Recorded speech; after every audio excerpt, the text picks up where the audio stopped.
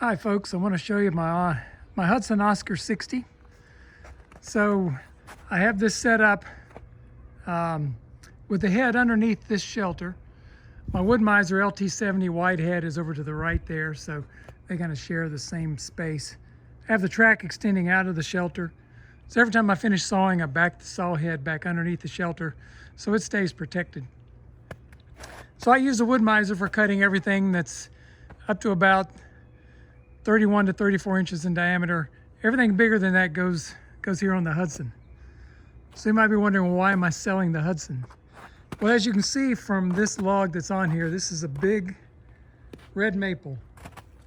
And as you look down here, it just does clear the blade guides. In fact, I had to trim a little bit off the flare on the butt for this to clear. Now the Hudson does 56 inches from blade guide to blade guide. And speaking of blade guides, when the Hudson folks built this, I had them put Wood-Mizer blade guides on here. So the blade guides you see here are the same blade guides that are on my Wood-Mizer LT70. So these are very heavy duty blade guides. And most of my logs come from the northern DC suburbs. I'm in Maryland, but up above DC, there are a lot of really, really big trees in the DC area. And I had a huge walnut last year that I had to cut a lot off of one side, which I hated to do. So I'm looking for a bigger saw. So it's not that there's anything wrong with this saw, that it doesn't do well, it doesn't saw well. I just need something bigger. So this particular red maple right now measures about 50 inches across the butt right here. So the saw sits in under the shelter. It's got the 34 horsepower Kubota diesel. If we come around the other side, what you see here is the lift winch for the chain lift for, no, I take that back. That's the drive for driving back and forth up and down the rails. There's your lubrication. In the wintertime, I put windshield washer fluid in there.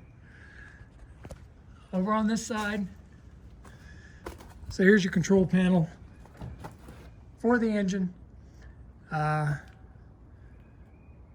We've got oil pressure, temperature, RPM, voltage. Pretty standard control for the engine. The other controls are for drive system, driving it up and down, forward and reverse, and then the speed at which you want it to move. Relatively simple controls for engaging the blade. This is head up and head down. This one is throttle on. So there's an electronic linkage that when you click that on, you can see it chain tightens up, and that engages the throttle, sets it at about 2,300 RPM. So when I engage the blade, and this particular saw uses an electric clutch, I engage the throttle. As the engine is speeding up, then I engage the blade.